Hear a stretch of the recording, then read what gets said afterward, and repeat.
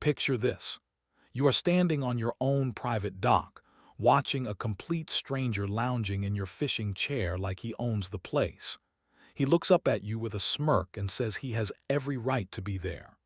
Behind him, the HOA president who orchestrated this theft crosses her arms and dares you to do something about it.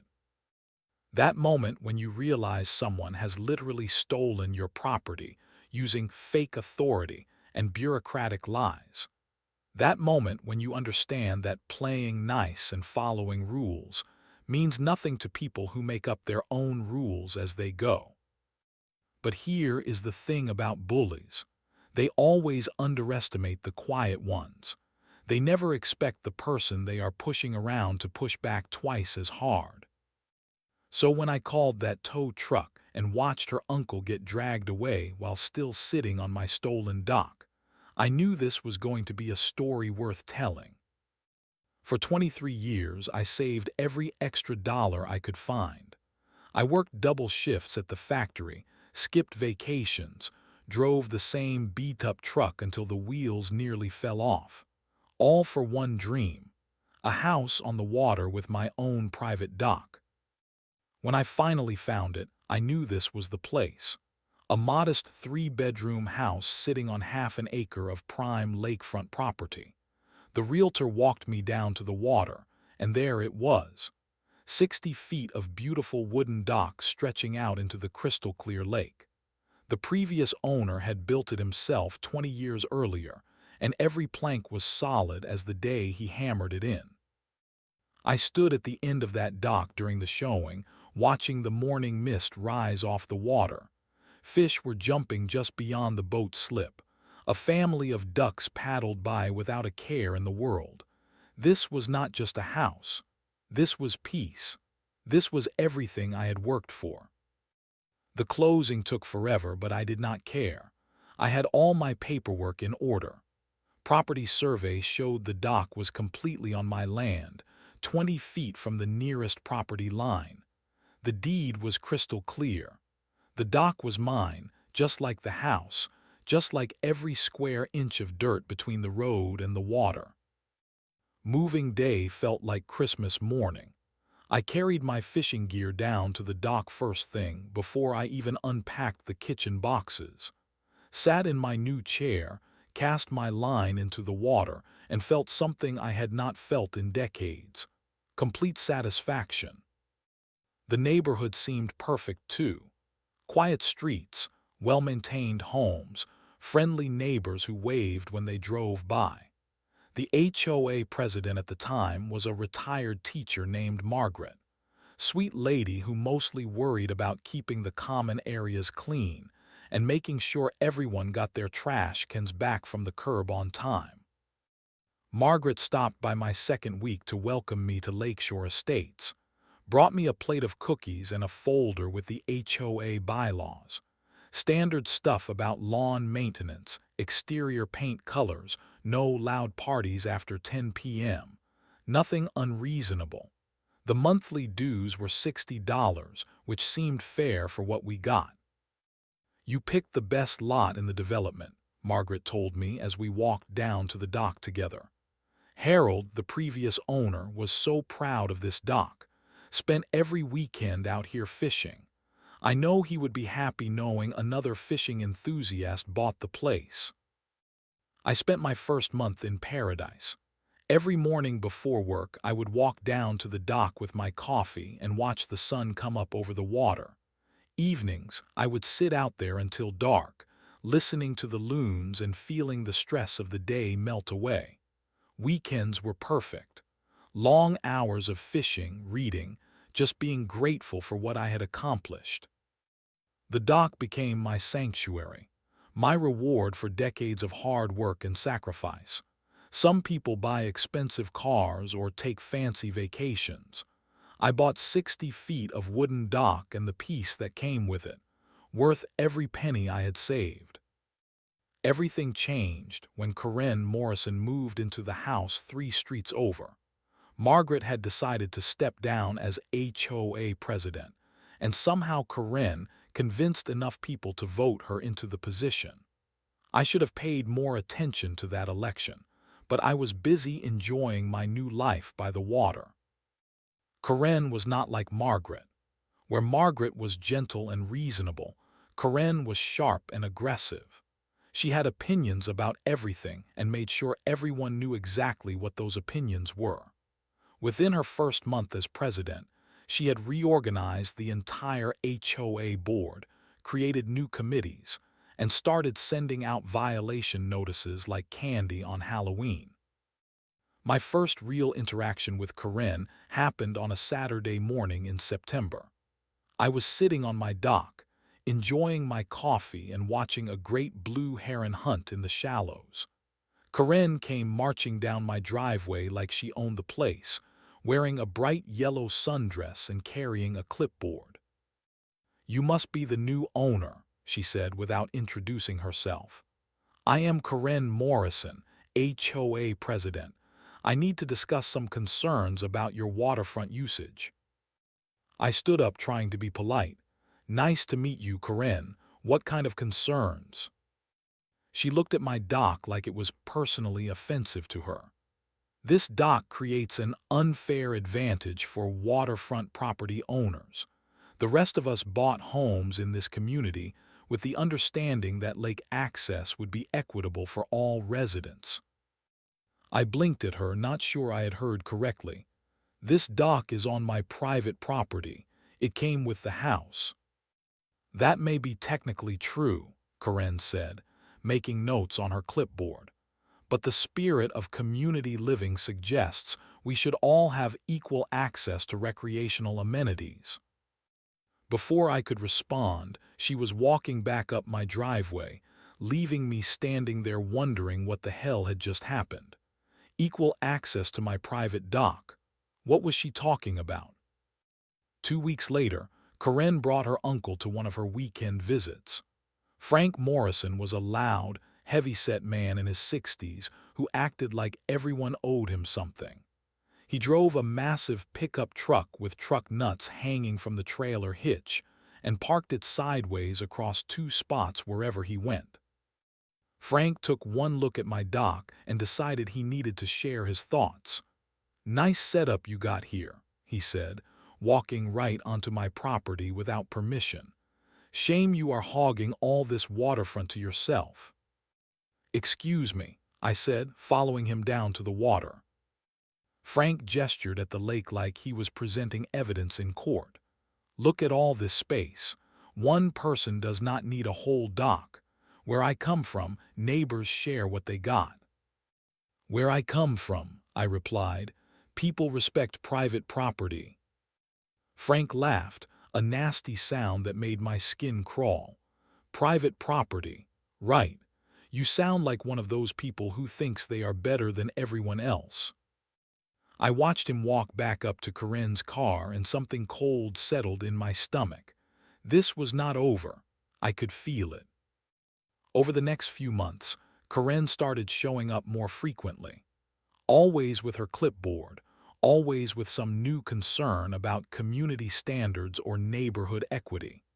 She never asked to use the dock directly, but she would stand at the end of my driveway, staring at it like she was solving a puzzle. Frank started coming around more often too. He would park his truck on the street in front of my house and sit there for 20 or 30 minutes, just watching me when I went down to the dock. Not doing anything illegal, but making his presence known, making me uncomfortable in my own sanctuary. I started to understand that this was not about community spirit or fairness. This was about Karen wanting something she could not have, and being the kind of person who would not accept that simple fact. The dock represented everything that made her angry about life. Someone else had something better than what she had, and that was unacceptable. The worst part was watching her work the other neighbors. She would host coffee mornings and community meetings, slowly building support for her vision of neighborhood equity. She was smart about it, never mentioning my dock specifically, just talking about how some residents had unfair advantages over others. By Christmas, I realized I was not dealing with a reasonable person who could be talked out of a bad idea. I was dealing with someone who saw my dock as a problem that needed to be solved, and she was patient enough to play the long game. The first violation notice arrived on a Tuesday morning in January. Official HOA letterhead, certified mail, the whole 9 yards. I read it 3 times before I understood what Karen was trying to claim. Violation of Community Standards Section 12.4, Unauthorized Structure Encroachment. Your dock extends beyond approved property boundaries and interferes with community waterfront access. Immediate action required to remedy this violation or face fines up to $500 per day. I sat at my kitchen table, staring at this piece of paper, feeling my blood pressure rise. Section 12.4. I grabbed my copy of the HOA bylaws and flipped through every page twice. There was no Section 12.4. Karen had made it up. The next morning, I was at the county courthouse when they opened. I pulled my property survey, my deed, every piece of documentation I had from the purchase. The dock was completely on my land, 43 feet from the nearest property line. No encroachment, no violation, no interference with anyone else's property. I made copies of everything and drove straight to Karen's house. She answered the door in a bathrobe, looking annoyed that someone had interrupted her morning routine.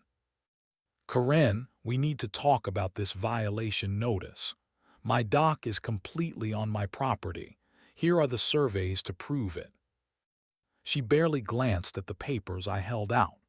The survey does not address community access issues. The HOA has the right to ensure equitable use of neighborhood amenities. My dock is not a neighborhood amenity. It is private property. Karen smiled, and it was not a pleasant expression. That is your interpretation. The HOA board sees things differently. The board meeting that Thursday was my first taste of what I was really up against. Karen had packed the room with her supporters, people who nodded along with everything she said without asking questions. When I stood up to present my evidence, Karen cut me off before I could finish a sentence. "The board has already reviewed this matter thoroughly," she announced. "We stand by our assessment that the dock situation requires resolution in the interest of community harmony." "What dock situation?" I demanded. "My dock does not affect anyone else. It is on my property." Board member Janet Fisher, one of Karen's coffee morning regulars, spoke up. "Some residents feel that waterfront property owners have unfair advantages over the rest of the community." "Then those residents should have bought waterfront property," I replied. The room went quiet. I could feel the hostility radiating from Karen's supporters like heat from a fire.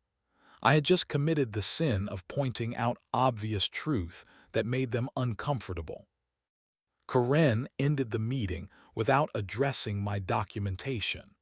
"We will take your concerns under advisement and respond accordingly."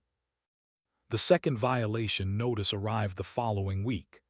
This time, Karen claimed my dock violated community waterfront access provisions that required all lake access to be shared equally among residents.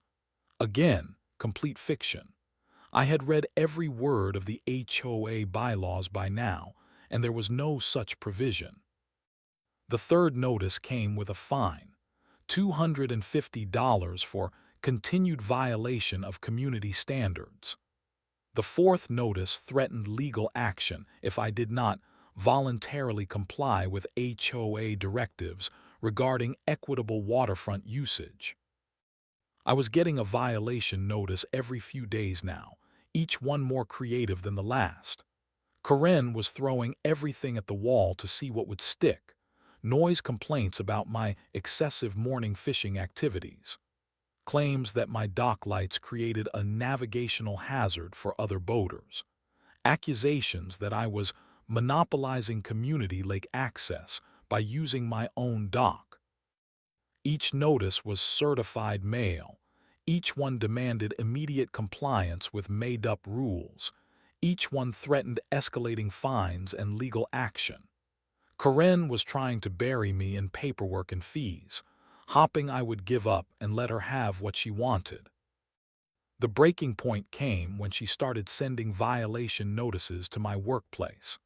My supervisor called me into his office, holding a letter that claimed I was flagrantly violating community standards and that my behavior was under investigation by the Homeowners Association.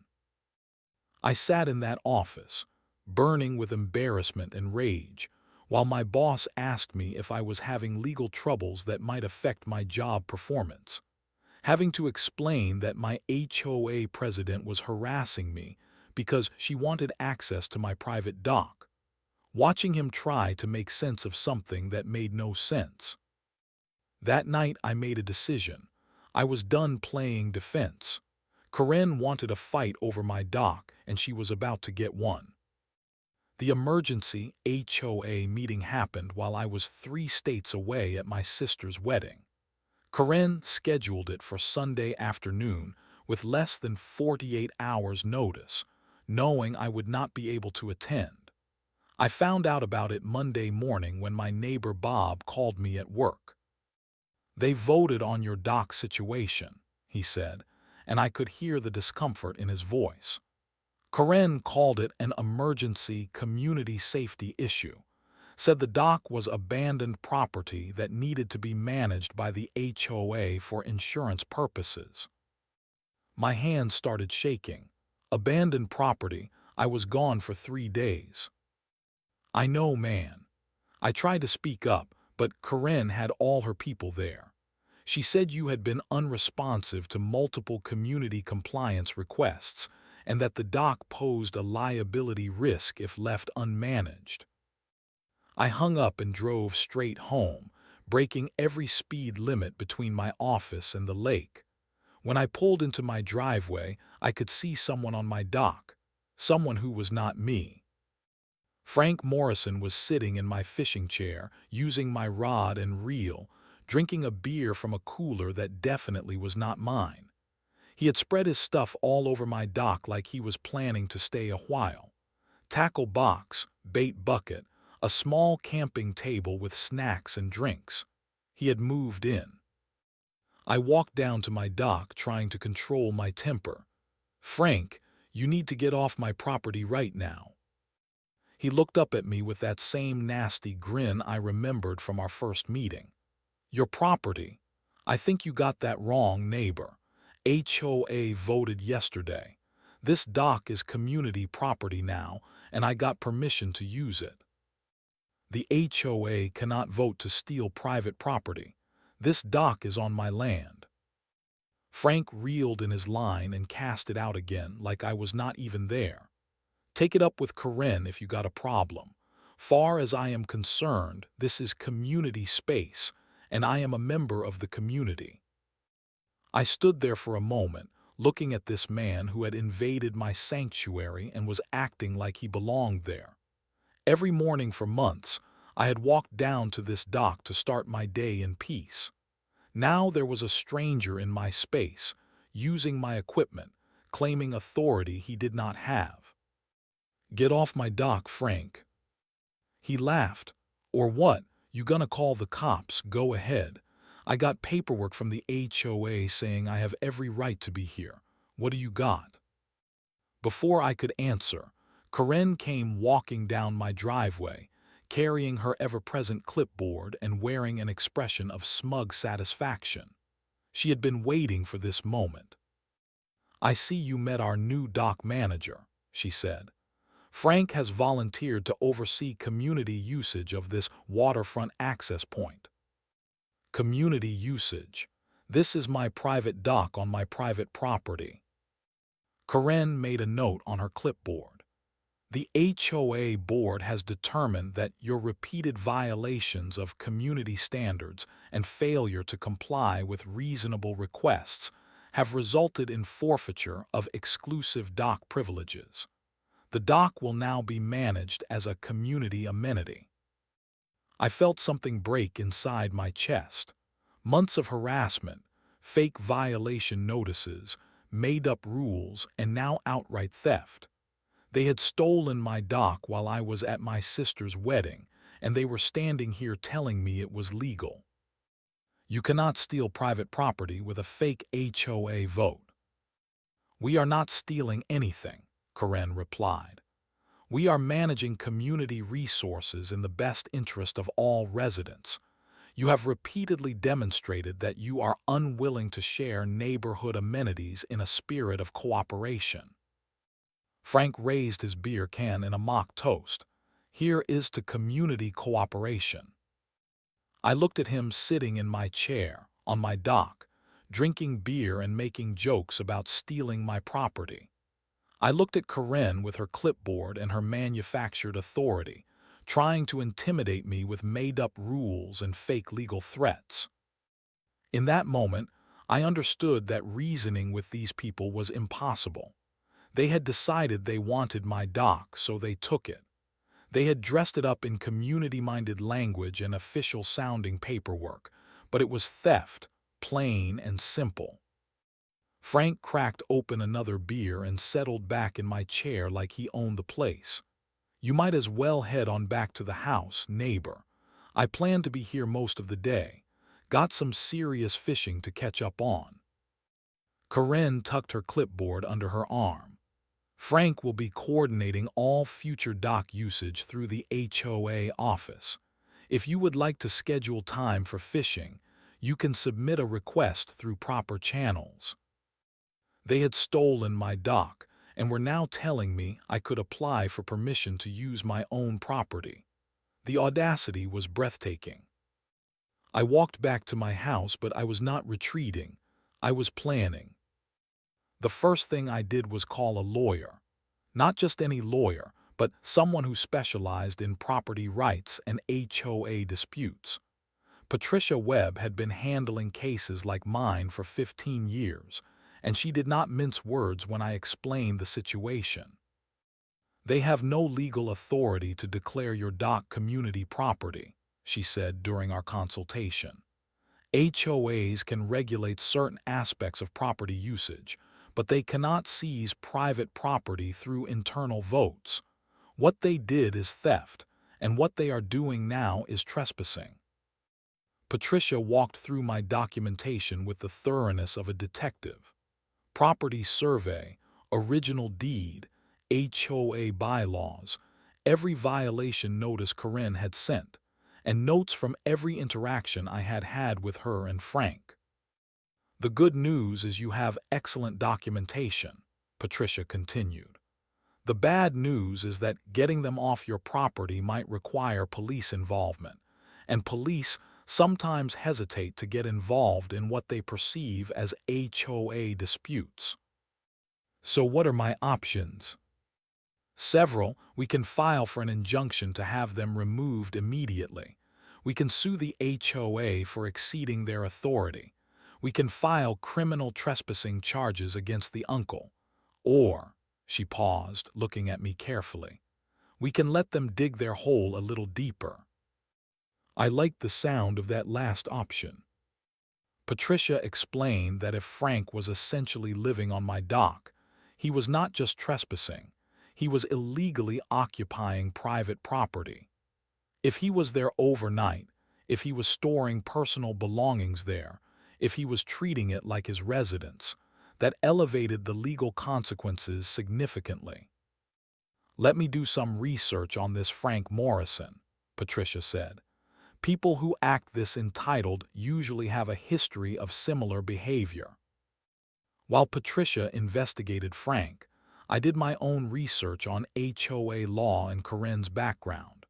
What I found was fascinating. Karen had been involved in 3 previous HOA disputes in 2 different states.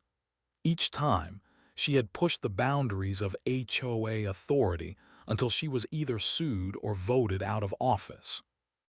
She had a pattern: move into a community, get elected to a position of authority, then use that authority to settle personal grudges and get things she wanted.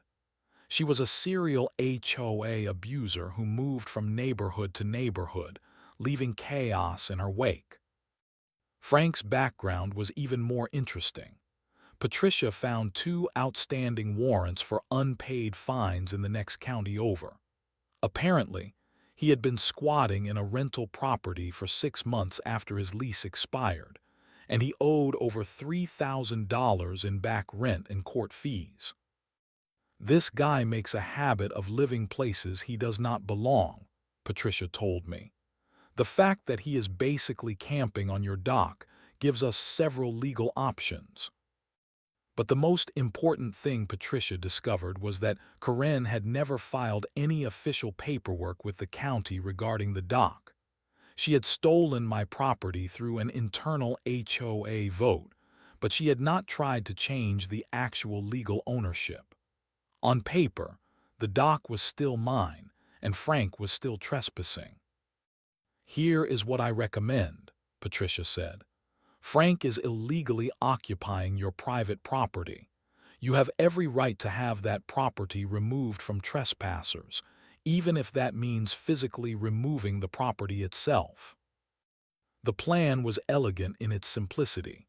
Since Frank was treating my dock like his personal campsite, and since Karen was claiming it was community property, I would exercise my legal right to remove my private property from their possession.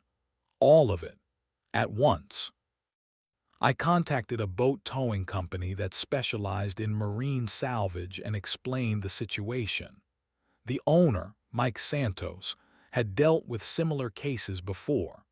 Squatters who took over boats, trespassers who refused to leave docks, people who thought they could claim water property through use. "We can have that dock pulled out and relocated in about 2 hours," Mike told me. "As long as you have clear ownership documentation and proper permits, we can move it anywhere you want." I had both, and I had the perfect plan for where to move it. The trap was set.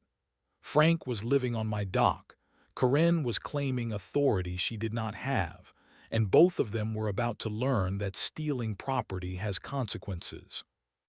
All I had to do was wait for the right moment. The perfect moment came on a Saturday morning in late April. Frank had been squatting on my dock for 2 weeks, and he had gotten comfortable. Too comfortable. He had started leaving his stuff there overnight, sleeping in a lawn chair when the weather was nice, treating my dock like his personal fishing cabin. I called Mike Santos at 6 a.m. "Today is the day. How soon can you be here?" "Give me an hour to get the equipment loaded. You sure about this?" I have never been more sure of anything in my life. Mike arrived with a crew of 3 guys and enough equipment to lift my dock clean out of the water. Professional marine salvage operation, complete with permits, insurance, and the legal authority to remove private property from trespassers. Frank was already set up for his morning fishing session when we walked down to the water. He had his chair positioned perfectly, his cooler stocked with beer, his tackle box organized like he was planning to live there permanently. He looked up when he saw us approaching and immediately went on the defensive. "What is this about?" he demanded. "I got permission to be here." "You have permission to trespass on private property," I replied. "I am here to remove my private property from trespassers." Mike stepped forward, all business. "Sir, this dock is being repossessed by its legal owner. You need to remove yourself and your belongings immediately." Frank laughed, but it sounded forced. "You cannot repossess a dock. It is attached to the bottom of the lake." "Actually, we can," Mike said, gesturing to his crew. "Floating dock systems are designed to be moved. We do this kind of work all the time." That was when Frank realized this was not a bluff. Mike's crew was already in the water, disconnecting the dock from its anchor points. They moved with the efficiency of people who knew exactly what they were doing. "Now hold on just a minute," Frank said, standing up but not moving from the dock. "I got rights here. The HOA said this was community property." "The HOA does not have the authority to declare private property community property," I replied. "But you are welcome to explain that to them from whatever location this dock ends up." Frank looked around desperately as the crew continued their work. The dock was already starting to move, no longer secured to the lake bottom. He was standing on a 60-foot piece of property that was about to be towed away, and he was starting to panic. "You cannot do this with me on it." "You are trespassing," I said. "If you choose to remain on private property while it is being legally removed, that is your decision." Mike looked up from his work. "Sir, I strongly recommend you get off the dock now. We are about to start towing, and it is not going to be a smooth ride." Frank looked at the water, looked at the shore, looked at his fishing gear spread all over the dock. He was trapped by his own stubbornness and his refusal to admit he was wrong. That was when Karen came running down the driveway, attracted by the noise and commotion. She took one look at the scene and immediately started shouting orders like she was in charge. "Stop this immediately. That dock is community property. You do not have the right to remove community property." Patricia Webb, who had been watching from her car, chose that moment to make her appearance. "Actually, Mrs. Morrison, they have every right to remove private property from trespassers. What they do not have the right to do is allow illegal occupation to continue." Karen spun around, surprised to see a lawyer. "Who are you?" "Patricia Webb, property rights attorney. I represent the actual owner of this dock, and I have paperwork here that clearly establishes his ownership and your lack of authority to claim it as community property." The dock was fully disconnected now and starting to drift away from shore. Frank was still on it, clinging to his fishing chair like a captain going down with his ship. The absurdity of the situation was perfect. "Get me back to shore," Frank yelled. "This is kidnapping." "You were invited to leave," Mike called back. "You chose to stay. Now you are going for a ride." Karen was screaming about HOA authority and community rights, but her voice was getting fainter as the dock moved further from shore. Frank was discovering that trespassing on a floating dock comes with unique consequences. Mike's crew expertly guided the dock toward the boat ramp half a mile down the shore, where a truck and trailer were waiting. Frank spent the entire journey sitting in my fishing chair, holding on for dear life, learning what happens when you refuse to respect other people's property. The best part was watching the other neighbors come out to see what was happening. Word spread quickly through the development that the dock thief was getting towed away while still sitting on stolen property. Poetic justice in motion. The dock was reinstalled on my property 2 days later, this time with security cameras and motion sensors. Frank had spent his boat ride trying to convince anyone who would listen that he was the victim of some kind of conspiracy. But the police officers who met him at the boat ramp were more interested in the outstanding warrants Patricia had discovered. Karen tried to rally support for some kind of legal action against me, but her credibility was shot. Watching her uncle get towed away while sitting on a stolen dock had been a wake-up call for the other HOA members. They started asking questions about Karen's other decisions and discovering a pattern of overreach and abuse.